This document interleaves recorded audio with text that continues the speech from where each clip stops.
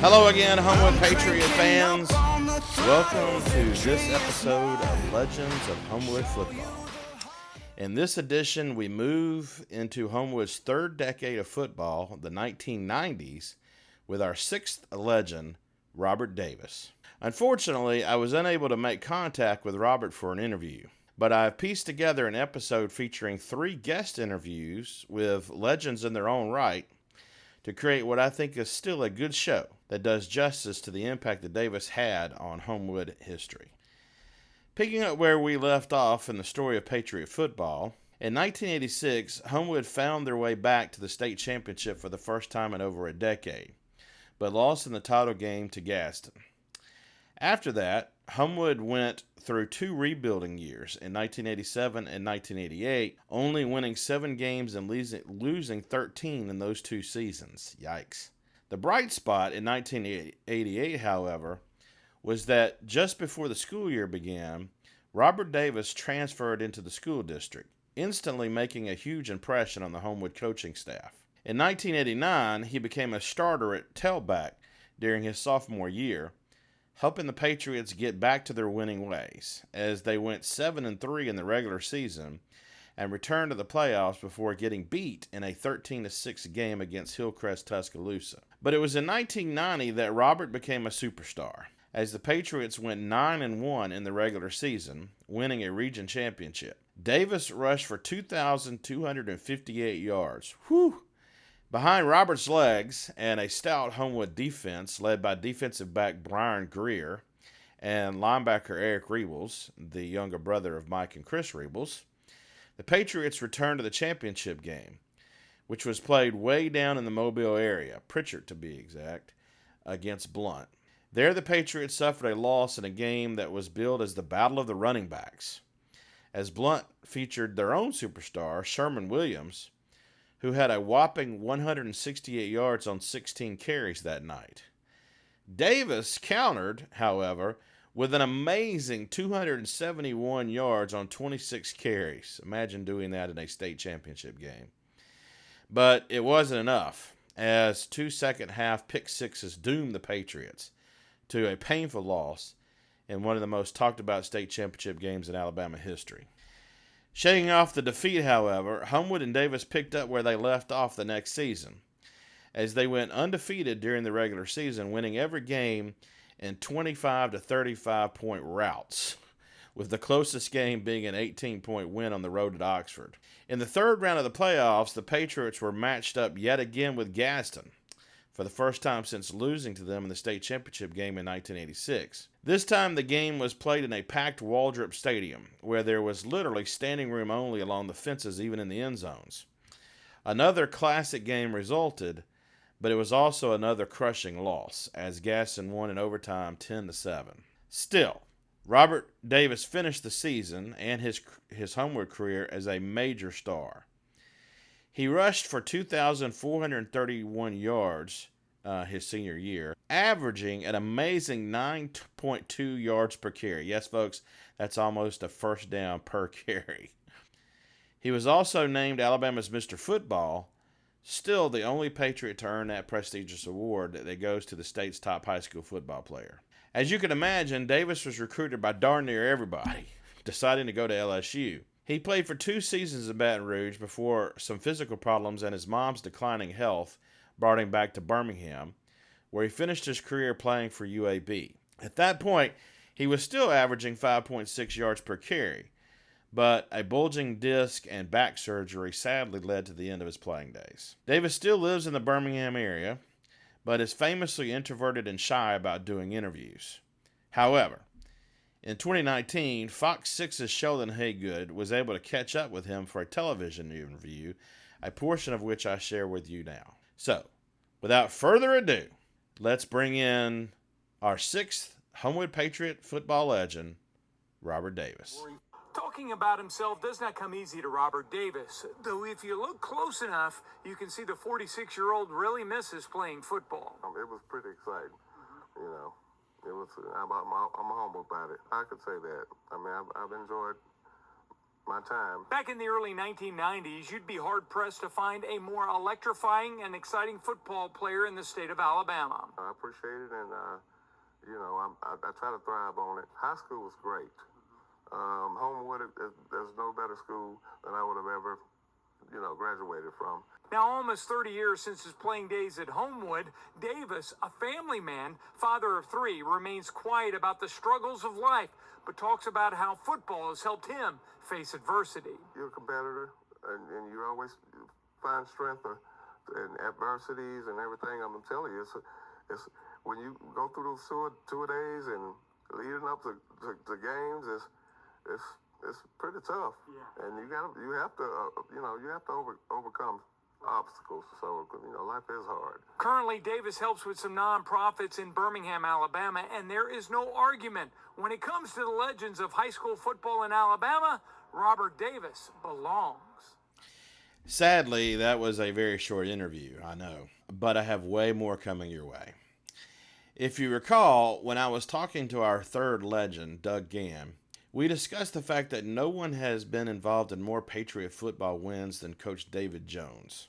He has been an assistant at Homewood in various coaching roles since he officially joined the staff in the 1973 season. Jones decided to retire back in 2011, but was out only 3 seasons before Coach Ben Bergeson pulled him back on the staff, where he remains today. I did the math, and that means that Coach Jones has been involved as a coach with 93% of Homewood's all-time football wins. 93%. Wow. A treasure trove of football knowledge and Homewood football history, Coach Jones graciously agreed to talk with me about Robert Davis and his time at Homewood. So let's bring in a legend himself, Coach David Jones. Coach Jones, you've been at Homewood coaching for more than anybody, right? You've seen a lot of players come and go over the years, but I'm assuming that Robert Davis was one of the greatest you ever saw. Can you tell me what made him so good? Well, he was a unique talent, and I've never coached or had the opportunity to be associated with a better running back than Robert was. He was extremely talented and gifted. Sometimes when people were recruiting him, they asked, how fast is Robert? And I said, well, how fast do you need him to be? And they would say, give you a number. I said, well, all I can tell you is I've never really put a stopwatch on him in a 40-yard dash, but if he breaks through the line of scrimmage and there's a crease between the free safety and the cornerback, it's a touchdown. No matter how fast he had to be, he was that fast when he got in the open. Yeah. Always. Do you recall a particular moment maybe in which you or anybody else in the coaching staff sort of realized just how great he was? Well, I tell you, the first person was his freshman coach, Bobby Statham. Robert was not in school until the school year started, when he moved to Homewood his freshman year. So the freshman team had been practicing for 2 or 3 weeks, and they had a week to go to their first ball game. And Bobby comes in after he's had a practice one day in shorts with him, and he tells Coach Gann, we got something special at running back with the freshman. He's going to be amazing. It comes down to the day before the first game, and he's practiced by that time 2 or 3 times in pads. Bobby says, I'm going to start him tonight at running back. And he had only been on campus, a couple of weeks? Yeah, maybe not even a couple of weeks. And Coach Gann said, no, you're not either. He hasn't been here long enough. You're not going to put him ahead of kids. So Bobby agreed. And it was either after the second or third play that he went into the game, and he never came. And we were struggling somewhat at the running back position with the varsity. And Bobby kept encouraging us and Coach Gann to bring him up to the varsity and just let him play with us. And we never did that. And Gerald didn't want to, and he had his reasons. But his sophomore year, he started, and he was our running back for the next 3 years. Besides the championship game against Blunt, his junior year, which we're going to talk about here in a minute, do you have any particular game besides that one where he really stood out in your mind to you that you looking back on it? Well, he stood out in most games that he played, but I always remember we were playing at Irwin, and our fullback had gotten in classroom issues with a teacher, and so he was suspended from playing that ball game. And we had a backup fullback, and we were in the I, and we ran Robert. Most of the time there was isolations and there were leads at the defensive end, and so we would check those plays off. And usually when we did, we would just change them to the other side of the offensive line. So we're playing with this backup fullback, and the quarterback sees that he doesn't want to run the place for us for 25 and 26. He doesn't want to run 26 to the right, a lead at the defensive end with a fullback blocking and Robert falling. He wants to flip it to the other side, so he does. But the fullback doesn't pick it up. Right. So the fullback goes right and Robert goes left, running at the defensive end who is not blocked. He gained 16 yards on the play. It happened again later in the game, and he ran 35 yards for a touchdown. Jeez. Coach Dye used to say about Robert when he was recruiting him that nobody ever hit Robert, got a solid lick on Robert, because he could always make a slight adjustment, not dodge, not juke his feet. He's always going downhill. He's never stopping and trying to break outside or something. And the most they could ever do was hit about half a man. And if that's all they hit, they better get some help. And then once he broke that tackle, like you said, he'd get into the open field and he was gone, right? If he got in the open field, there better be a lot of good angles for the secondary, the linebackers, or he's gone.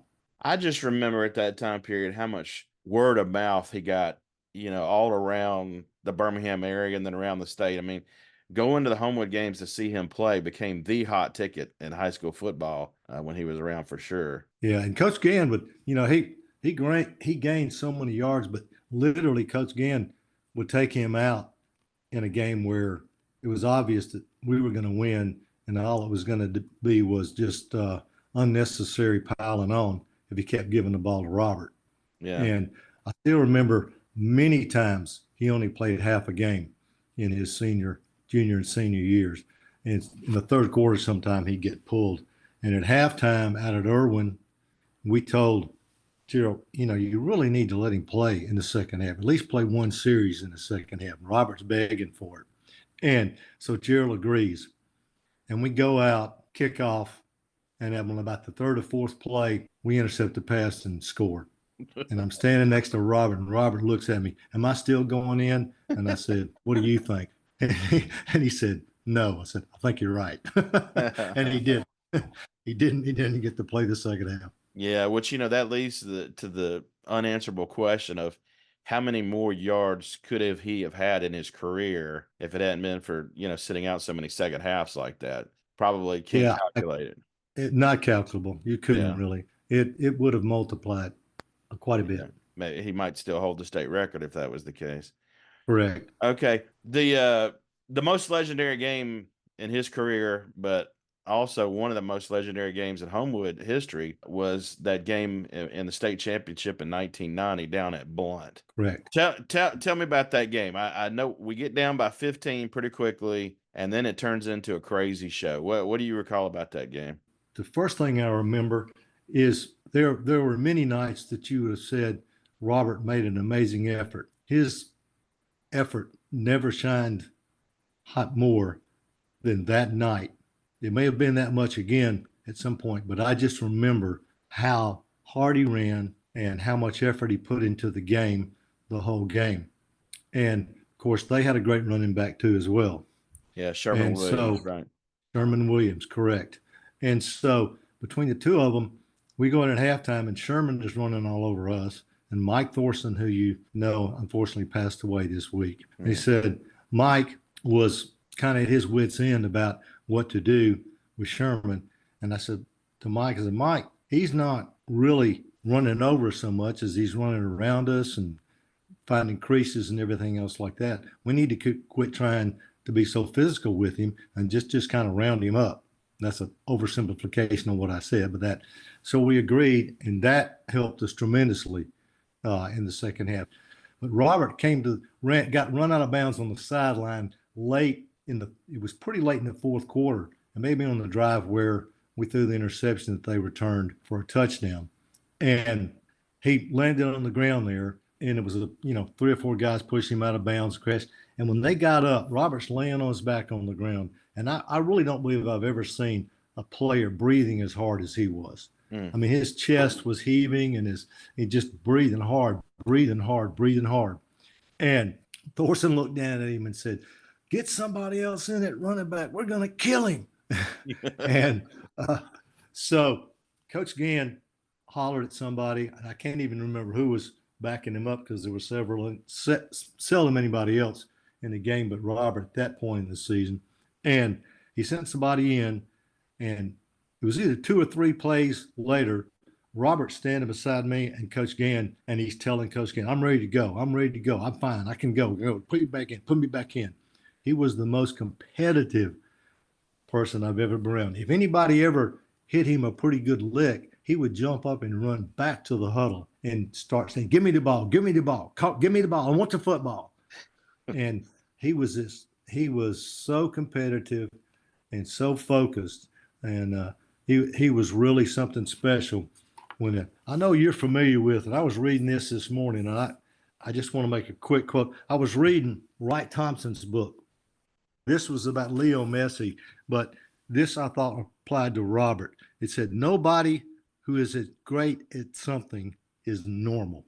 Yeah. Oh, wow. That's a good quote. He said they are all pushed or pulled by things that rarely break the surface. Often these things are memories of who they used to be or where.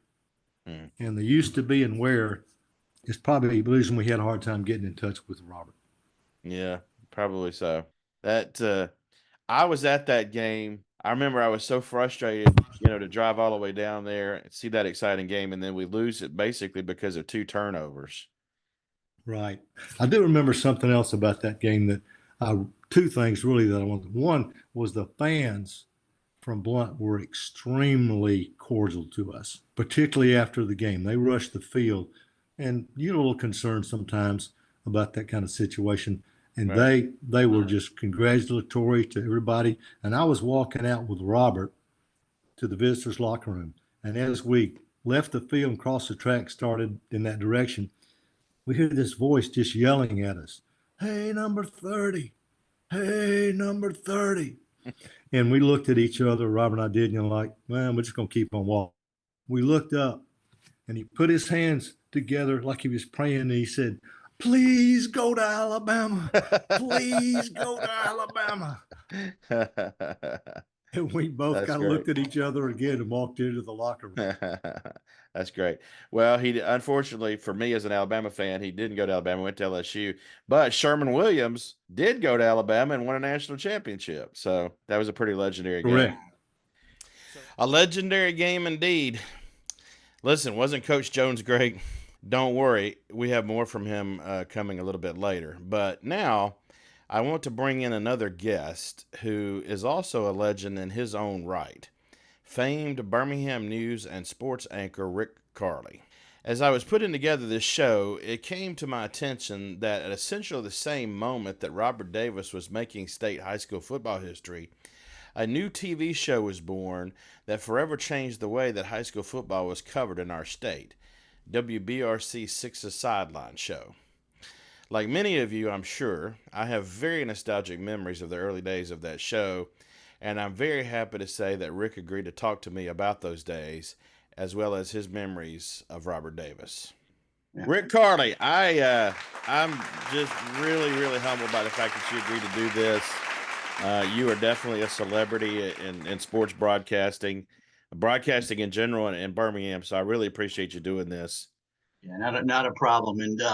And boy, you mentioned before we went on this morning about Sideline, boy, bringing back some memories there, huh? Yeah, for sure. That's what I wanted to talk to you about. Today sports fans in Birmingham are pretty accustomed to high school football getting a lot of TV coverage, but that wasn't always the case, right? Mm-hmm. Can you tell us about when and how WBRC Sideline came into existence? Sure. Yeah, Dish, I don't even know if you were alive back then, but I was alive. I was in college. Thank you for the compliment. There you go. That makes me feel a little bit better. No, back in 1989, I came to the market and I became the sports director at Channel 6.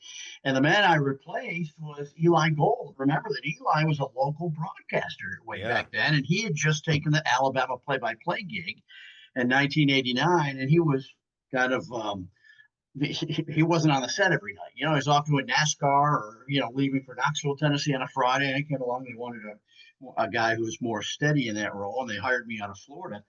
And I got there, and I talked to Eli. I said, look, you know, the sports director here at this flagship station, blowtorch station in Birmingham, what do I need to know? He says, talk about Alabama football, Auburn football, NASCAR racing, and high school football all year long, and you'll be all set. I said, hey, Eli, what have you done for high school coverage? He said, we're pretty aggressive. We had, you know, last fall we had like highlights of 6 games on a Friday night. And I thought, well, Oh, wow. good, 6 you know, games. right? 6. So I said, well, anyway, discussions of this TV show came about with our then news director, Steve Minnie, and Mike Rada worked for me back then, with me back then. So he was a key component to that as well. So I started the show called Sideline. And it started, I think, with highlights of 12 games and went to 18 and then 24. And then when I left in 2018, we were celebrating our 30th year and we did highlights of 30 games on Friday night. And it was a monster show. Still, it airs. Fox 6 still does a good job. They've cut it back a little bit, I think. But, you know, the glory days, 20, even mid 2000s up to 2018 when I left, it was just a beast of a show. And it really, I think, changed how viewers watched high school football. Like you said, back then they were, you saw some highlights there, but Sideline became this Friday night show. Kids would, instead of going out partying in the streets, they go order a pizza after the game and go home and sit in front of their TV and see if they saw themselves. I always kid with the coaches client. I always say, look, you know, I helped the crime rate in Alabama because the kids weren't out getting in trouble. They were in front of the television. So it was just a great show, a great time for people in the state, especially the Birmingham Metro, to watch high school football. Good family show on Friday night. Yeah, as I said, I was in college at that point, but even as a college student, you know, I was still a big Homewood Patriot fan. After the games, like just exactly what you said, we would rush to get to a television so that we could catch Homewood highlights on Sideline. I recall that you guys used to come swooping in helicopters. Is my Right. memory correct on that? Oh, we used a chopper for a lot of years in Sideline. I remember one time it was like 4 in the afternoon, and I had to give a high school weekly award to Tyler Watts down in Pelham. And the news director said, hey, yeah, take the chopper. So I got the chopper out back and flew down to Pelham. I was back in about 25 minutes. And those were the days. It's expensive for stations to own choppers now, so that kind of went away down through the years. But yeah, the helicopter was a big part of it. Yeah, that was always exciting to be at a high school game and you guys come flying in. Mhm. Well, we were in the big time now. I remember in those early days when Mike Rada was on there, he had that catchphrase, "Back to you, Ricky, baby." Yep. Yeah, he did, and that worked. We had a lot of catchphrases. He was is very talented today. But the key to that show, I thought, was not so much the highlights, but I was always kind of one of the leaders of the show. Said, look, I want to show people the high school football experience. I don't want a shot of the cheerleaders. I want a shot of the cheerleaders and the names of the cheerleaders. You know, I want to give a shout out. So we tried to give the whole experience, the marching band, we had the band of the week, you know, again, the alumni associations, the boosters, as well as the football. I think that's what we did. Yeah, it really it still to this day brings a lot of the pageantry of high school football to people's Yeah, living yes. rooms. No, they do a good job. It's on Fox 6 and in the fall, JJ and Sheldon anchor it. Yeah, they do a good job. So listen, you've covered a lot of high school stars, but it seems to me that Robert Davis was one of the first and the brightest on Sideline. Yeah. He was a sideline started in 1989, and boom, Robert Davis is playing because in 1990, I believe, was his big year, right? I mean, he went to the state championship against Blunt, and he ripped off about 271 yards, a zillion touchdowns. I mean, and Robert Davis was the man. You know, Robert Davis ran for about 6,500 yards in his high school career. He could have hit 10,000. Remember, he seldom played in the second half, right? I mean, Homewood was always up by a zillion points. And Coach Dan and the guys are, you know, well, Robert, take the second half off. But imagine the yards he could have put up if he played 4 quarters every. But Robert Davis was a shifty guy. but really strong. And he reminds me to this day a lot of Carnell Cadillac Williams. But Robert Davis did a great job, not only with his speed, his elusivity, and his strength, that combination of everything, that more taller, leaner kind of guy who could kind of really use his balance to shed tackles and stay out of trouble. Yeah, But well, thank you. you guys are really responsible for creating a lot of buzz around him. Mm-hmm. And Homewood attendance went through the roof while he was Oh, there. But yeah. if it had been, before Sideline, I doubt he would have gotten the attention that he did. Well, There was you an know what? aura about him, and a lot of it was because he was on TV like that. Sure. I mean, and that show, Sideline, really made stars out of these high school football players. Yeah. And so that show was one of the first of its kind to really give some of these kids exposure. Yeah, absolutely. So, well, again, I appreciate everything that you've done for us, and I appreciate you taking the moment to do this for me. So thank you very much. Good luck with everything. If you Man, really cool that he took the time to do that for my humble little video series. But I've got one more guest who, again, is also a legend. At the same time that Robert Davis was making history and the Sideline show came on the air, another student at Homewood was making Patriot history herself. The Homewood Patriot Band had been around since the beginning of the school, but had never had a female drum major until Martha Ann Cole broke through that barrier in 1989, the same year Robert Davis became a starter for the football team. She's as spunky and charming as ever, and agreed to talk with me about her memories of being Homewood's first female drum major, as well as Robert Davis and that state championship game at Blunt, which was the last game of her own groundbreaking career. Hello there, Martha Ann. How are you doing? I'm doing great this afternoon, Glenn. How are you? It's good to see you. I'm great. You too. So you're at Smith Lake, but you live in Tupelo. Correct. So you're at Smith Lake for the 4th of July, I guess. Yes, here with family and close friends. That's So, great. So listen, we're here to talk about Robert Davis. okay.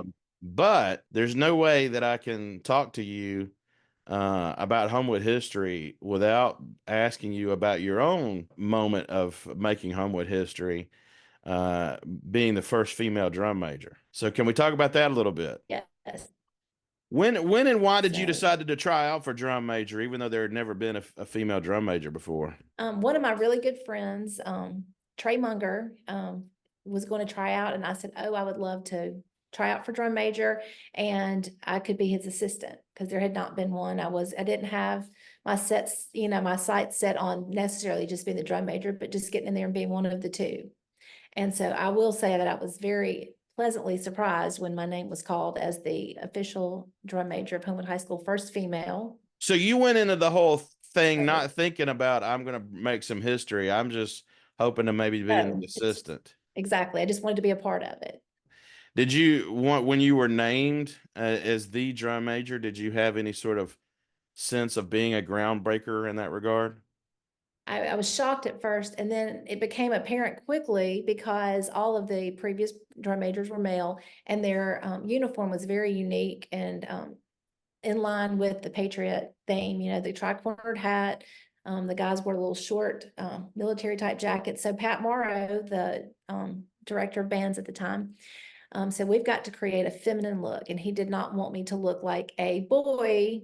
A girl dressed in boy clothing. So Right. that's where he brought in the go-go boots that were symbolic of the Star Spangled Girls. And I had the same military jacket, the tri-cornered hat, but we added a tennis skirt and fishnet hose. So that gave me the feminine look for the uniform. So that's when I realized, hey, this is all different because we had to create it from the ground up. Yeah.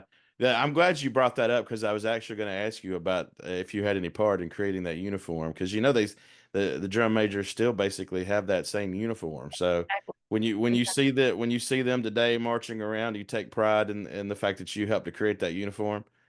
I do, and I was part of a reunion band that they had last year. It was an honoring.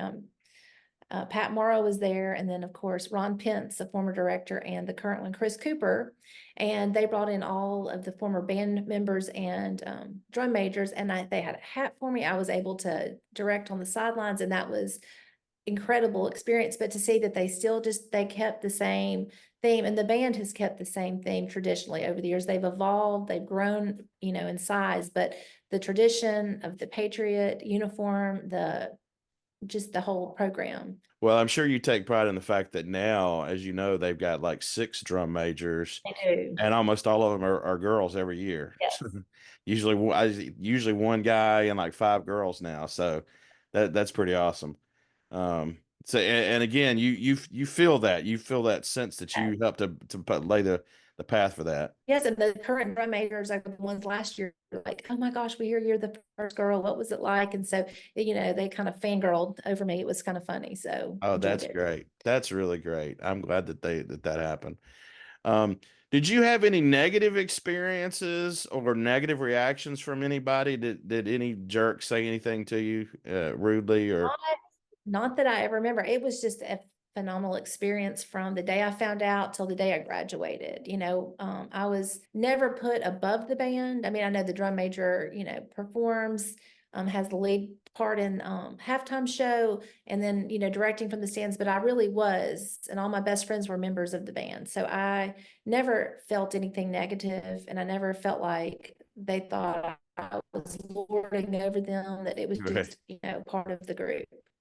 Do you have any positive experiences that it's in particular stand out? Absolutely. I keep going back to Pat Morrow, but really the program would not be where it is today if it weren't for his vision. As magnificent as a musician he was the best at PR. And he put the Homewood band out in the center stage before there was social media. I mean, he had us on every TV show, local. We would be in the newspapers, the Birmingham News, the Over the Mountain Journal, and then one of the things that we got to do was go on many wonderful, and as he called them, chance of a lifetime trips, but we took those every year. Well, I performed in the inaugural parade as just a clarinetist when George Bush, Reagan was giving it over to George Bush, so we were part of that. Went to London, and as well for the Lord Mayor of Westminster's New Year's Day parade, and then finished my last year as we led the parade at the Macy's parade. So all of those things, I mean, the trips, they're just lifetime of memories that came from those. I will just always say stand out, even today. Yeah, and of course, the band still takes these big trips all the time now too. Yes, they just went to the Rose Bowl, I believe, Yeah, yeah. or to Ireland, maybe to Ireland. To Ireland. Yeah, yeah. So let's talk a little bit about football. Okay. Uh, During games, the band, particularly now, but even in your day, was an advantage for Homewood because of all the noise that you guys could help to make. When you were a drum major, did you have any sense of the role that you guys were playing in the games? Absolutely, because we kept the crowd cheering with the football team, and I think they brought this back. We used to do an Olympic fanfare when we would score a touchdown. Well, but I'm talking about like actual moments in the game where you guys helped to make noise that would rattle the other team. I Oh, mean, I'm sure that will. Yes, yes. So yeah. and Mr. Marr would know exactly what part of the game, what we should play, whether it be one of our songs from halftime, or I think they put in the Phantom of the Opera now. So they always use the music to reflect what's going on in the game. Yeah, the current coach Bergeson last season declared the Homewood band to be the quote 12th man, Oh, wow. and he gave them a big huge banner that says the 12th man that they have in front of the band now. Wow. That's very Yeah, interesting. yeah. Yes. So how many people were in the band in your day? So about 200 or so, is that right? We had about 150, 160, and now I know they're marching over 420. Yeah, So it's yes, crazy. It's crazy. Well, listen, when you were, let's turn to Robert Davis now. When you were breaking history, Robert Davis was also breaking history, absolutely. becoming the leading rusher in the state up to that point in time and in the state's history. And it created a whole bunch of buzz about Robert Davis and Homewood. Did you have a sense of that? I mean, people were coming to the games to see the female drum major, but they were also coming to see Robert Davis, right? I mean, he was the best running back in the area. He was very well known. I think he's still one of the Homewood greats, like you said. Well, here's the main thing I wanted you to talk about. I was there. There were a lot of people that were not there who claimed that they were there now because the state championship game your senior year Right. against Blunt down in Pritchard, Alabama, was one of the greatest high school football games ever. And I Yes. wanted to hear what you remember about that game. I remember we drove down there and immediately got into the stands. I know that since it was our last game and it was our hopeful for the championship, it was just a lot of hype, game hype that we enjoyed. I do remember Robert was fantastic. And it's like everybody knew that he was the one to stop. I feel like that's what Blunt was there to do, was stop Robert Davis, not to beat Homewood, but to stop Robert Davis. Well, they He had their stopped own us. great running back. Are you an And Alabama fan?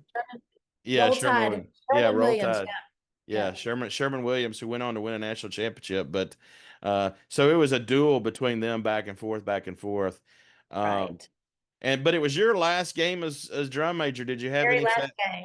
Did you have any sadness about that or? It was very sad. I remember driving back. It was late at night. We had a 3.5 hour drive back to Homewood and just, crying because it was the last time I ever marched. We got to go just about as far as we could have.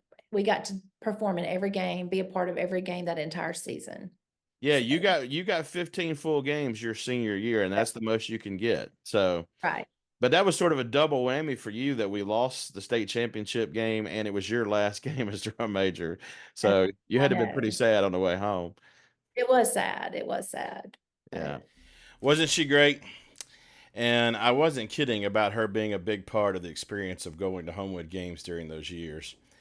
Of course, the Patriot Band has always been and still is a major part of the Homewood game experience, and they definitely are an asset for the football team, especially on the road, because, as the band likes to say, they bring the home field advantage wherever they go.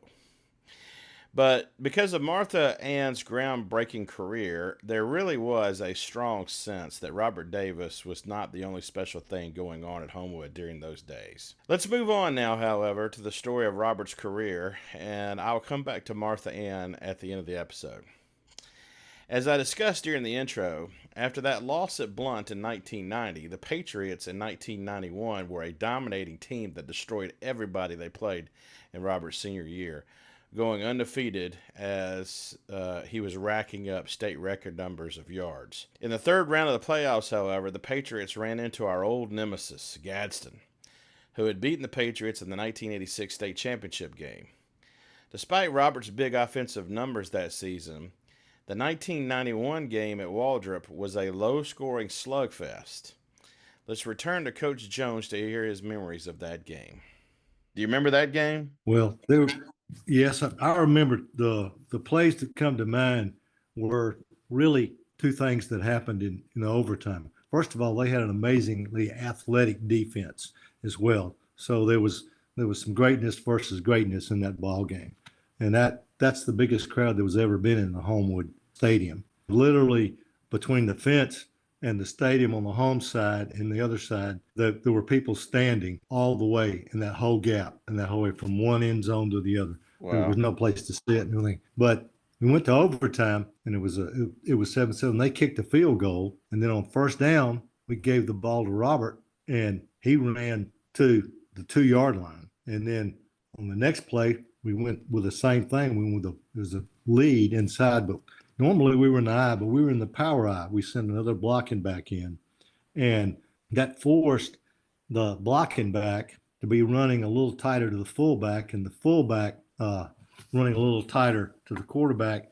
And Westede, who was the quarterback, sixed out and handed the ball off to Robert, and there was a huge hole there. But as the fullback ran past him, his arm came back and his elbow hit the football as he was reaching the hand off to Robert, and the ball was bobbled. The quarterback got it. He tried to follow, but he ended up being 7-8 yards deep. So it was now 3rd and 10. We did not score a touchdown on that, so we were kicking a field. And Eric Rebels was our snapper, and Brian Greer was the holder, and Wes was the kicker. It was a perfect snap, and who knows how or why. It certainly wasn't intentional. He dropped the snap. and couldn't get it back on the tee to tie and keep going. DiLorenzo, after the game, he looked at the film, he called Coach Gandy and said, Coach, if that bobble hadn't happened on that handoff, Robert was going to walk in the end zone and the game was over. Ugh. You know? Well, I was at that game too, and the thing that I remember is more the emotions of it. That when it was over with, it felt like, because we had lost that champion. We had lost in the semifinals in '85. Correct. Then we had lost in the championship game in that close game with Gaston in '86, and then we lose that game against Blunt in '90 in the state championship, and then we lose that game, in overtime. And the emotion was like, man, if we can't win a state championship with Robert Davis, is Homewood ever going to win a state championship ever again? Did the staff feel that way? I mean, that's, as a fan, that's the way we felt. Well, I think every time we got to those championship games, we felt like this is a chance that we'll rarely get, and we need to win this game. Yeah, because we're not going to have a lot of opportunities to do this in the future. Thankfully, that didn't turn out to be the case, because the glory days for Homewood were still to come. Yep, they sure were. For sure. Well, Coach, yes, the glory days of Homewood football definitely still lay ahead in the future. But now let's run down Robert Davis's neato stats. Bear with me now, because you can really get lost in these numbers. His junior season's 2,258 yards is still the second highest for a single season in Homewood history, with his 2,430 yards his senior year still being number one all time for a single season. His 9.2 yards per carry his senior year is still number one in Homewood history for a single season, and his career average of 7.2 yards per carry is still number two in Homewood history. His 75 career rushing TDs is still number two in Homewood history, with his 33 rushing TDs in his senior year still number one for a single season. His 28 rushing TDs in his junior year is still number three all-time for a single season. Robert's 504 total points scored in his career is still number two all-time in Homewood history, while the 168 points he scored his junior year is still the fifth most for a single season in Homewood history. Robert's 220 total points scored his senior year is still the most ever in Homewood history for a single season. Lastly, Robert's 6,530 career rushing yards are still number one in Homewood history and were the most in the state of Alabama's history at that time. And as we said in the show, if he hadn't sat out so many second halves of games, who knows how much higher that would have been. For all these reasons and more, Robert Davis is definitely a Homewood legend. But now, I like to end these shows with a bit of nostalgia in the form of the rapid fire questions. Since we don't have Robert to interview, let's return to Martha Ann for a little early 1990s rapid fire. Are you ready for this? I'm ready. Besides Pat Morrow, who was your favorite teacher? All right, Kathy Kramer, French. Was that your favorite class? Yes. What was your favorite lunch food? The little rectangular pizza. Yes, that was my favorite. With the corn on the side, yes. Yes. Okay, it's the summer of 1990, and you're driving around Homewood. Do you have a cassette deck or a CD yet? I had a red Mustang, and I had a cassette tape in there for my first car, and I would play Steppenwolf. Yeah. Oh, that's a good choice. Yeah. The music of the 90s kind of was crappy, but the early 90s was good. But you were listening to some classic Steppenwolf, huh? About 91, I got my new car, and I had a CD player in that. What year of a Mustang was it? 1986. It was a red hatchback. Oh, so it was a new Mustang. Yeah, I got it. Newish. Yeah. Yeah. Oh, that's cool. Where would you have been driving to? To Brookwood Mall. Was that your favorite hangout? Was down at the mall? It was. Yeah. That's a very 80s. The Galleria, some, but mainly Brookwood. Were you guys still hanging out at Mr. Gaddy's Pizza after the football games in your day? Some were, but we were not. I was not. My group of friends did not. So you band folks didn't go to Mr. Gaddy's. We went home and took showers and went to bed because it was sweaty and stinky. And I think I went one time in 4 years. That's funny. You went home and took showers. Was Yeah. there any movie from that time period that pops into your head that was kind of Oh, yeah. an inspiration to you in some ways? Pretty Woman. Pretty Woman. That was my senior year. Richard Gere, Yeah, Julia Roberts. that's cool. All right, that's it. So I appreciate your time. Thank you, Glenn. By the way, I didn't show it when Martha Ann named Kathy Kramer as her favorite teacher, but I had a big old crush on Mrs. Kramer. Schoolboy crushes. Anyway, I hope you enjoyed how I pieced together a show on Robert Davis without having him to interview. But I want to end with an invitation. Robert, if you're seeing this and you'd like to sit down for an interview, please get in touch and we will make it happen. Thank you for everything you did for Homewood football. You'll always be a Homewood football legend.